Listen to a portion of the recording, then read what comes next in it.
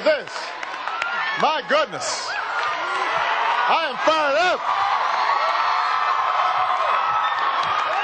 Oh, my goodness.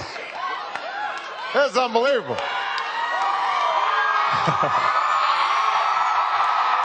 All right.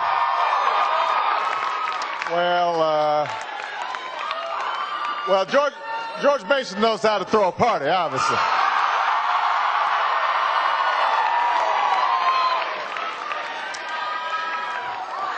Well, what I'm trying to figure, are you guys all waiting for the basketball game, or no? I love you back. All right. Well, listen. All right. Settle down, y'all. Settle down. Hold on. All right, settle down. Let's settle down. You guys are too fired up. Let me begin. I want to acknowledge some young people who helped put this together. This is a remarkable achievement and a remarkable event, and it speaks to, I think, what's possible when young people put their mind to something. A couple of people in particular I want to acknowledge. Where's Meredith Siegel, Executive Director, Students for Barack Obama? Where is she? Is this Meredith? Come here, Meredith. This is Meredith Siegel. Wave. Tobin Van Orsten, Deputy Director, Students for Barack Obama. And then we've got Farouk Aregbe, who started Barack Obama 1 Million Strong. Where's Farouk? My God. Thank you so much. These three young people took it upon themselves to start building an organization before I even had declared that I was interested in running for president. And it's a testimony to all three of them. Of course, Farouk, I understand why he did it, because his name is hard to pronounce like mine. So I'm sort of laying the groundwork for him. I understand that. Tobin and Meredith, those, I don't know what your excuse is. But I am so grateful. Give them a huge round of applause, everybody. Thank you. Thank you so much. Thank you.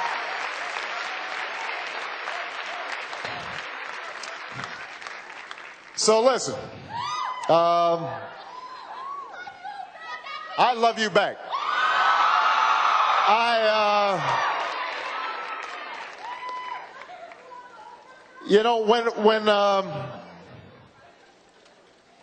When I first got involved in politics, I was not planning to make it a career. As some of you know, I actually started public service as a community organizer. And I was working in low-income neighborhoods on the far south side of Chicago. Chicago in the house. And communities that had been devastated by steel plants that had closed. And I was your age. I had been active on campus at the time. One of the major issues was the anti-apartheid movement. When students all across the country mobilized to make sure that presidents and trustees of major universities divested from South Africa and helped put pressure on the apartheid regime. And so I've been active in that. And I decided I wanted to be a community organizer. I didn't know exactly what it meant, but there were a group of churches that agreed to hire me for $13,000 a year, plus car expenses, to work with them to try to deal with communities that were decaying. Steel plants had closed. People had been laid off their jobs. There had been racial transition in some of these communities. And so I went out there not knowing anybody to work with ordinary folks, teachers and school bus drivers and janitors and secretaries, to see what could be done to rebuild these communities. And we set up job training programs, and we set up after-school programs for kids. We help to clean up vacant lots and put playgrounds on them and deal with environmental issues in the community. And after I went back to law school and came back, people remembered my community involvement, so they asked me if I'd be interested in running for the state senate. A seat had opened up in the neighborhood where I lived. And I did what every wise man does when confronted with such a decision. I prayed on it, and I asked my wife. And that's right. And my wife said, well, if this is something you want to do, you can try it out. So then I did what every first-time candidate does. If any of you ever decide you're going to run for office, basically you go around and you talk to anybody who will listen to you. And so I went to beauty shops and barber shops and PTA meetings, and if there are two guys standing on a corner, I'd pull up and start handing them literature. And everywhere I went, I'd get the same two questions. First question, where'd you get that funny name Barack Obama? Except people didn't always say it right. And they'd call me Alabama. Or they'd call me Yo Mama. And I'd have to explain, no, it's Obama. My father was from Kenya, from Africa. And we got some Africans in the house. My mother was from Kansas. Kansans anywhere? Kansas, that's where I got my accent from. But the other thing people asked me, they said, you know, you seem like a nice young person. You know, you've got a fancy law degree. You teach at the University of Chicago Law School. You practicing civil rights law, beautiful family, wonderful kids. Why would you want to go into something dirty and nasty like politics?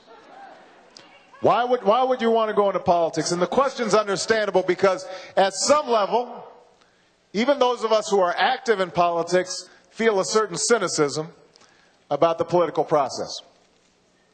You know, we open up the newspapers or we turn on the television set, and it seems as if everywhere we go, politics is a business and not a mission. And the power is always trumping principle.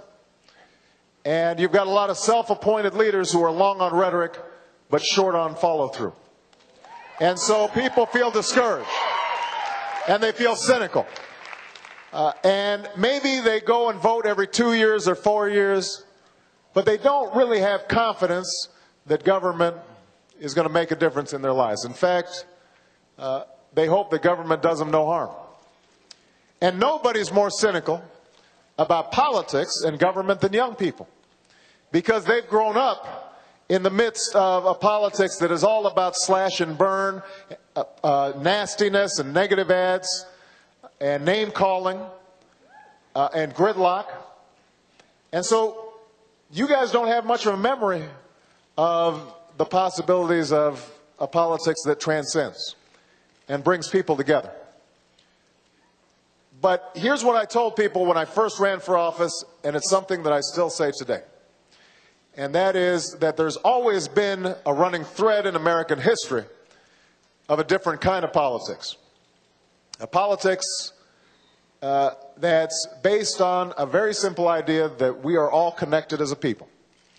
That we all have a stake in each other. That we have mutual responsibilities for each other. That I am my brother's keeper. And I am my sister's keeper. And yes, we value our individual liberty, and we love our individualism and the lack of conformity that's allowed in this culture. But what we've also always valued is a sense of community. And a belief that if, in the words of Dr. King, if there's an injustice anywhere, then it's a threat to justice everywhere.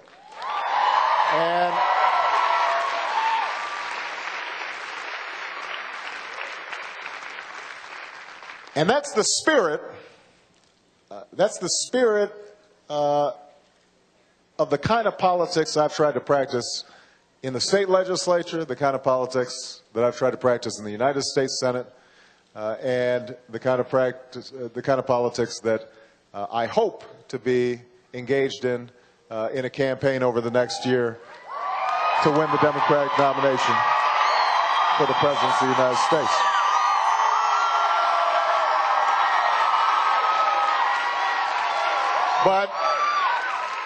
But here's the thing.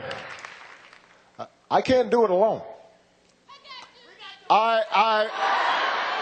No, listen up, because this is important. People have been asking me, what is it that is attracting all these crowds? And my wife asks me this all the time. She keeps on thinking that, you know, what is Prince playing and you're like the warm-up act, or she can't understand why it is that folks are coming out. And what I've tried to tell her, and what I want to tell you today, is this crowd is not about me. It's about you. I've become a receptacle, or a vehicle for your hopes and your dreams. But I can only carry it so far. Ultimately, it's going to be you who are going to carry it forward. It's going to be you that makes the decision that you want to see a transformation, not just in this country, but around the world. And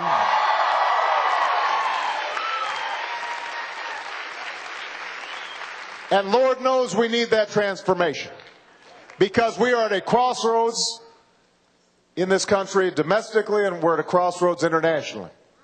And I don't have to give you all the facts. You see them on television. You read about them every day. We've got a healthcare system that is broken.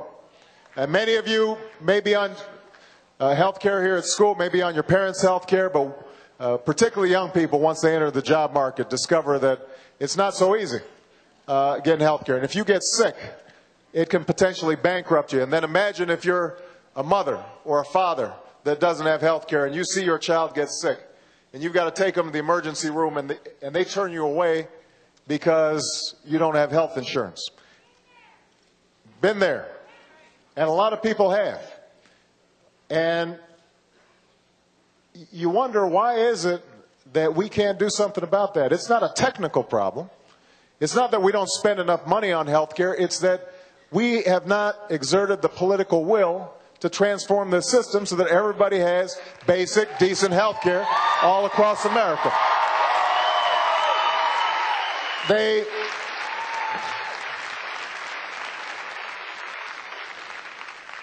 You know the cost of higher education. You understand that in the midst of globalization, you need a college education and beyond if you're going to be able to compete, not just against folks in California or Texas, but folks in Beijing or Bangalore.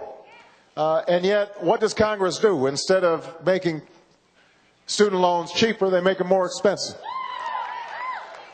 Instead of cutting out the middleman so that young people can have access to more education, we continue to fatten the profits of banks who serve as middlemen for no purpose because of the politics of Washington. People understand that our education system, for many people, is broken. And there are young people just as talented as you, just as deserving of you, all across the country that never get a shot. That start off in schools that are broken down with inadequate textbooks and rats outnumbering computers.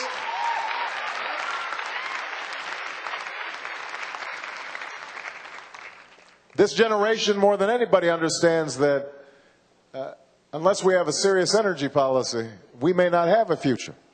That not only does it cripple our economy, not only does it threaten our national security, but it actually threatens the very well-being of our planet.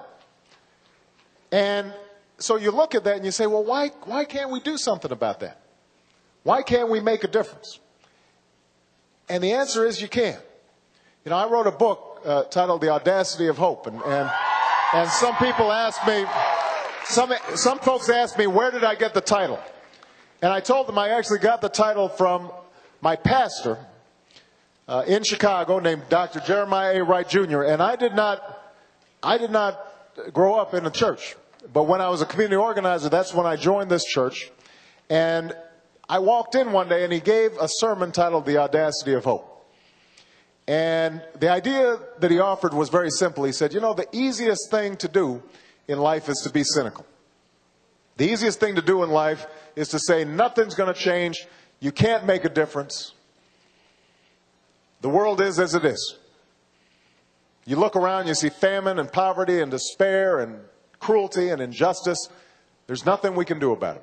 But here is the idea, he said. What's truly audacious, what requires risk and boldness and courage, is hope. The belief that, in fact, the world as it is not the world as it has to be.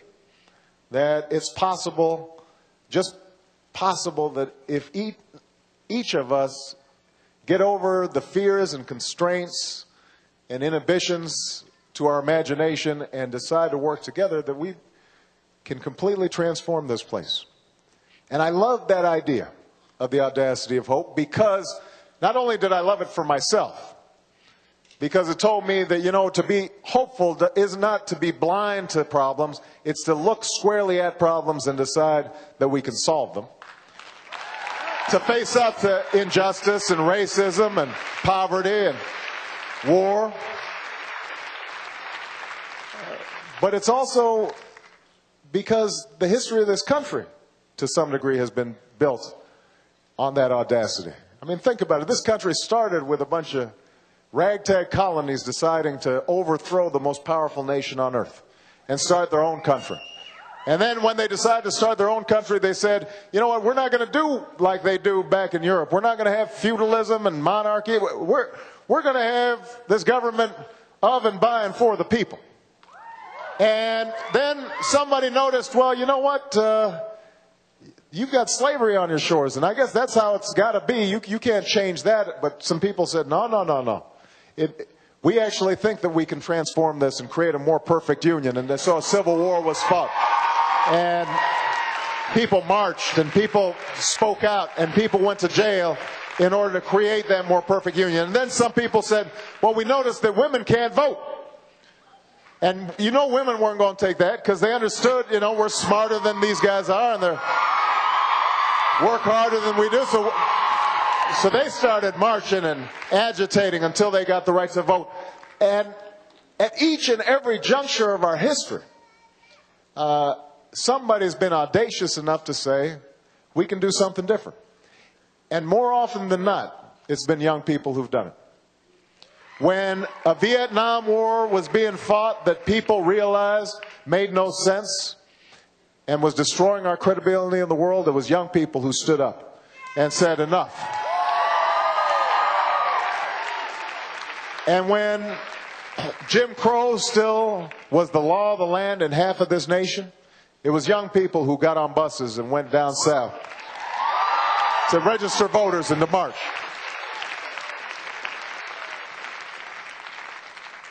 And the same thing is true today. It hasn't changed. We have a war today in which we should have never waged it, and our leaders don't know how to end it. And I was against it, and you need to help stop it. Young people have to get involved.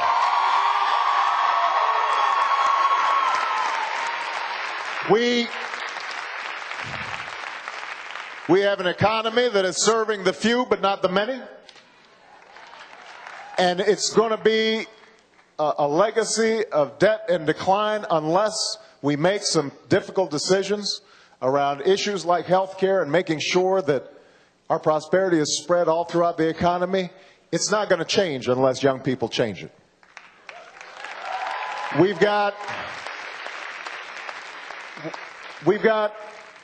a problem of climate change that may be more threatening to our civilization than anything in my lifetime or your lifetime, and you are going to have to deal with it. And if we don't deal with it right now, it may not be something that we can deal with. But it's only going to happen if you decide it's going to change, and we can reverse these trends. And so,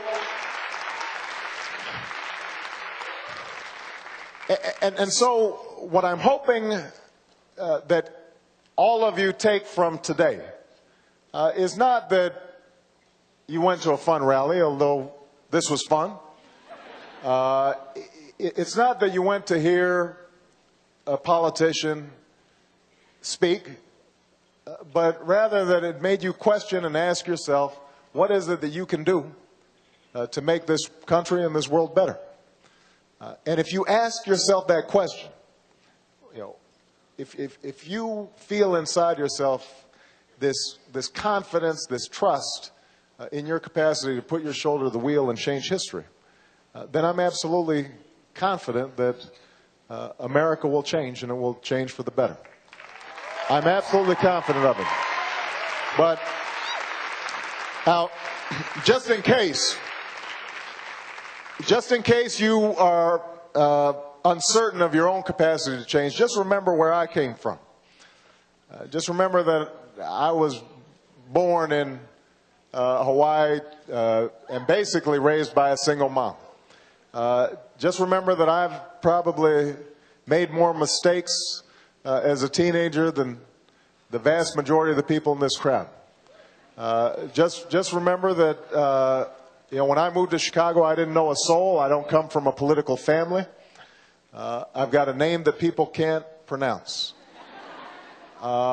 In fact, you know, and I'm going to close with this story. When I first announced that I was running for the United States Senate, people thought, you know, he's done a great job as a state legislator. He's, you know, reformed the death penalty in Illinois. He's expanded health care for kids. He has created a more sensible juvenile justice. He will be a good U.S. Senator, but let's face it, nobody in Illinois is going to elect a guy named Barack Obama. And so we ran our campaign, and we had some great candidates in the race. One guy spent $30 million in the campaign. Another guy was a sitting state comptroller. At the end of the primary, we had won by 30 points. And people said to themselves, wow, you know, how do you do that? And nobody was more surprised than me. But we still had a general election to run, and we hadn't had a lot of money, and we hadn't been able to campaign much down in southern Illinois. And so Dick Durbin, the senior United States Senator, said, you know what, you need to go down with me to southern Illinois. And for those of you who've never been to southern Illinois is the South. Edwardsville, right there. And if you go to southern Illinois, you know, there's some history there. And we went to 39 cities in 5 days. We went to Edwardsville and Collinville and Caseyville and Maumelle. We went to every hill and borough and ville in southern Illinois. And one of the places we went to was a place called Cairo, Illinois. And Cairo had a history as the site of some of the worst racial violence of any place in the nation back in the late 60s and early 70s. As bad as anything going on in Mississippi or Alabama at the time. There was an active white citizens council, which was equivalent of the Klan. And there were, you know, cross burnings and, you know, rumored lynchings, and ultimately blacks couldn't work for the businesses in the community. Ultimately, they had to call in a National Guard to try to deal with the situation. And so as we're driving down, Dick Durbin, who's quite a bit older than me, don't tell him I said that, but he's a few years older than me, he started telling me, you know, the first time I went to Cairo was during this period. He had gone there as a young lawyer working for the lieutenant governor to see what could be done to improve the racial climate there. And so he started telling me the story about him going down. And he had taken the bus down, and he got picked up at the bus station by a local volunteer, and he was driven to the motel where he was going to be staying as he was conducting this investigation. And as he's about to get out of the car to go into the motel to check in, the driver grabs him and says, listen, let me give you a piece of advice, sir. And he said, what's that? He said, whatever you do, don't use the telephone in your motel room. He says, well, why not? He said, well, the switchboard operator is a member of the White Citizens Council and will report on anything that you say. And this obviously made Dick concerned, but he had a job to do. And so he went ahead and he checked in, went up to his room, starts unpacking his bags. And suddenly, he hears a knock on the door. And he opens up the door, And there's a guy standing there, mean-looking guy, big guy. Looks down at him and says, "What the heck are you doing here?" And now Dick's really worried. And so am I, because we're pulling into Cairo as he's telling me this story. And we go around the old county courthouse, and I've got all kinds of images of what kind of reception I'm going to be getting. And suddenly we come to a big parking lot. And the crowd's not as big as this, but there are about 400 people standing there. And as we get closer, I notice that about a quarter of them are black, and maybe about 3/4 of them are white. And we get closer still, and we notice that they're all wearing these little blue buttons. Says, Obama for U.S. Senate. And we get off the van, and they're all smiling and hugging and handing us barbecue and taking pictures. And I looked at Durbin, and he looked at me, and he knew what I was thinking, and I knew what he was thinking. If you had told Dick Durbin 30 years ago that he, the son of Lithuanian immigrants, born into near poverty in East St. Louis, Illinois, would be returning to Cairo as the senior senator from the state of Illinois, and that he'd have in tow a black guy born in Hawaii with a father from Kenya and a mother from Kansas named Barack Obama, nobody would have believed it. They would have said, "You're crazy." And yet it was happening. And it reminds me of something that Dr. King once said 2 weeks after Bloody Sunday, after some of those young people had gone down and risked their lives, after the marches had been turned back at the Edmund Pettus Bridge. He gathered people up and he said, "I understand that you're fearful. I understand that you may be near despair, but let me just tell you something. The arc of the moral universe is long, but it bends towards justice. It bends towards justice. But here's the thing, George Mason, here's the thing, young people, it doesn't bend on its own. It bends because you put your hand on that arc and you bend it in the direction of justice. It bends in that direction because you decide you're going to stand up to a war that should have never been waged. It bends because you decide that we need a health care system for all Americans. It bends because you make a decision that every child in America deserves a decent education, even if they're not wealthy. And that every senior citizen deserves to retire with dignity and respect. And you make a decision that we don't want to just be feared in the world, but we want to be respected in the world. And you make a decision that we're willing to make the sacrifices and take the steps to avoid a melting of the polar ice caps and a drowning of the coasts all across this world. You make that decision, and if you grab that arc, think about all the power that's represented here. If all of you decide that you are going to get involved, if you all grab that arc, then I have no doubt, I have absolutely no doubt that regardless of what happens in this presidential year, and regardless of what happens in this campaign, America will transform itself. And the future for my children and my grandchildren and my grand-grandchildren is going to be bright. Thank you so much, everybody. I love you guys. Thank you. Thank you. I appreciate you. Thank you, guys. Thank you.